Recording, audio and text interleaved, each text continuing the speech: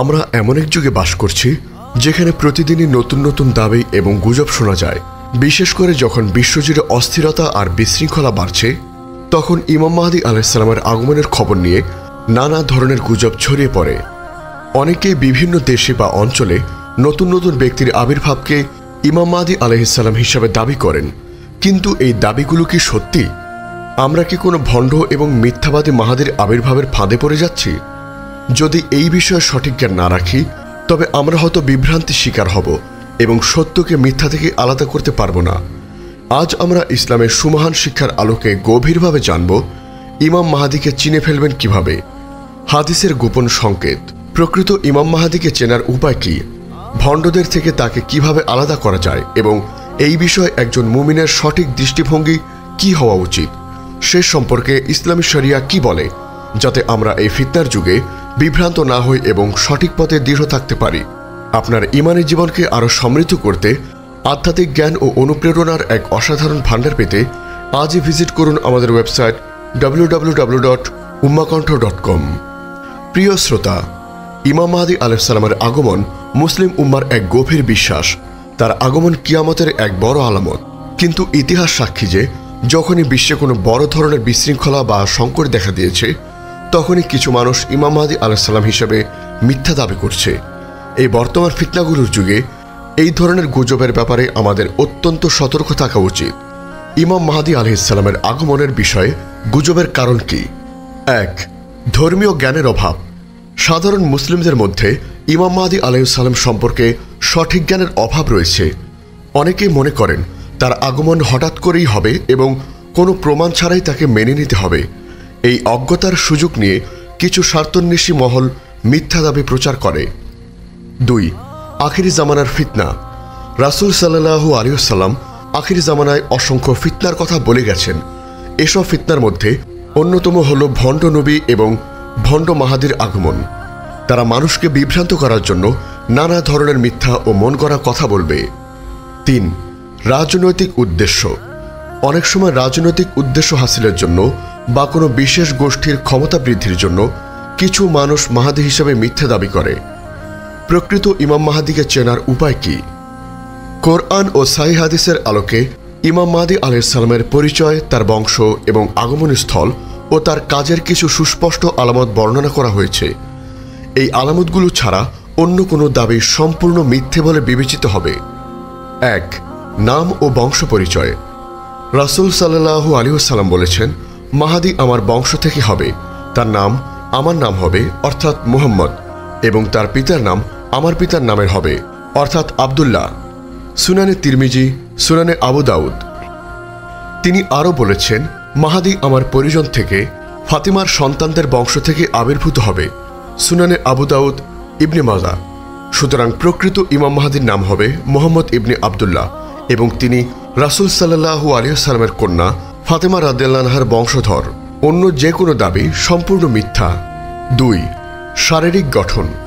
আবু সাঈদ খুদরি রাদিয়াল্লাহু আনহু থেকে বর্ণিত, রাসূল সাল্লাল্লাহু আলাইহি ওয়াসাল্লাম বলেছেন, মাহাদি আমার বংশধর, উজ্জ্বল ললাট অর্থাৎ প্রশস্ত কপাল ও নত নাসিকা অর্থাৎ উঁচু নাক বিশিষ্ট।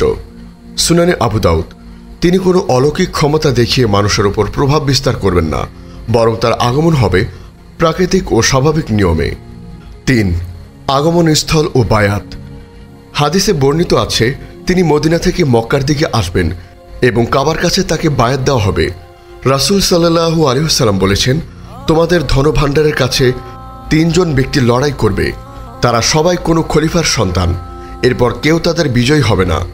এরপর পূর্ব দিক থেকে কালো পতাকাবাহী একদল আসবে এবং তাদের সাথে এমনভাবে যুদ্ধ করবে যে অন্য কোনো জাতি এমন যুদ্ধ করেনি। এরপর তারা আসবে এবং মাহাদির হাতে বায়াত গ্রহণ করবে। ইবনে মাজা।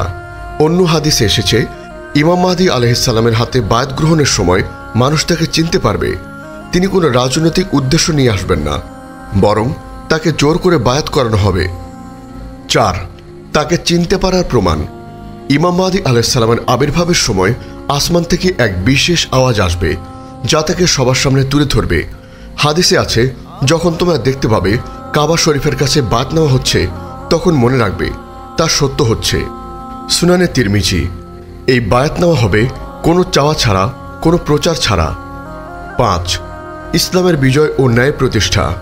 তার আগমনের প্রধান উদ্দেশ্য হল পৃথিবী থেকে সকল জুলুম, অন্যায় ও ফিতনা দূর করে ন্যায় ও ইনসাফ প্রতিষ্ঠা করা। রাসূল সাল্লাল্লাহু আলাইহি ওয়াসাল্লাম বলেছেন, এই পৃথিবী ভর্তি ন্যায় ও ইনসাফ দ্বারা পূর্ণ করবে, যেমন তা জুলুম ও অবিচার পূর্ণ ছিল। সুনানে তিরমিজি। মিথ্যা দাবির প্রতি আমাদের দৃষ্টিভঙ্গি। যখনই কোনো ব্যক্তি ইমাম মাহদী আলাইহিস সালাম হিসাবে মিথ্যা দাবি করবে, তখন আমাদের উপর আলামতগুলো দিয়ে যাচাই করতে হবে। যদি কোনো একটি আলামত না মেলে, তবে সেই দাবি সম্পূর্ণ মিথ্যে বলে বিবেচিত হবে। বিশেষ করে বর্তমানে যারা বিভিন্ন দেশে ইমাম মাহদী হিসাবে দাবি করছে, তাদের নাম ও বংশ পরিচয় বেশিরভাগ ক্ষেত্রেই হাদিসের বর্ণনার সাথে মেলে না। আমাদের উচিত এসব গুজবের পেছনে না ছোটা, বরং নিজেদের ঈমান ও আমলকে মজবুত করা, আখির জামানার ফিতনা থেকে বাঁচার জন্য আল্লাহর কাছে বেশি বেশি দোয়া করা এবং কুরআন ও সুন্নাহর পথে দৃঢ় থাকা। প্রকৃত ইমাম মাহদী যখন আসবেন, তখন আল্লাহ নিজে তার পরিচয় প্রকাশ করে দেবেন এবং সত্যকে মানুষের সামনে তুলে ধরবেন। প্রিয় শ্রোতা, ইমাম মাহদী আলাইহিস সালামের আগমন এক সুনিশ্চিত সত্য, কিন্তু তার আগমনের পূর্বে ভণ্ডদের মিথ্যা দাবি এক বড় ফিতনা। তাই আমাদের উচিত সঠিক জ্ঞানের উপর ভিত্তি করে সতর্ক থাকা এবং সকল প্রকার গুজব ও মিথ্যা দাবি থেকে নিজেদেরকে রক্ষা করা। আল্লাহ তাআলা আমাদেরকে ফিতনা থেকে রক্ষা করুন এবং ইমাম মাহদী আলাইহিস সালামের আগমনের জন্য যোগ্য মুমিন হিসেবে বিবেচিত হওয়ার তৌফিক দান করুন। আল্লাহুম্মা আমিন। আমাদের এই মহৎ বার্তা ছড়িয়ে দিতে অনুগ্রহ করে চ্যানেলটি সাবস্ক্রাইব করুন এবং বেল আইকনটি প্রেস করুন। আমাদের ফেসবুক পেজ ফলো করে উম্মাহ কণ্ঠ পরিবারের একজন অংশ হন। ইসলামিক ব্লগ ও রিসোর্স পেতে আজই ভিজিট করুন আমাদের ওয়েবসাইট www.ummahkontho.com। আমরা এমন এক যুগে বাস করছি যেখানে প্রতিদিনই নতুন নতুন দাবি এবং গুজব শোনা যায়।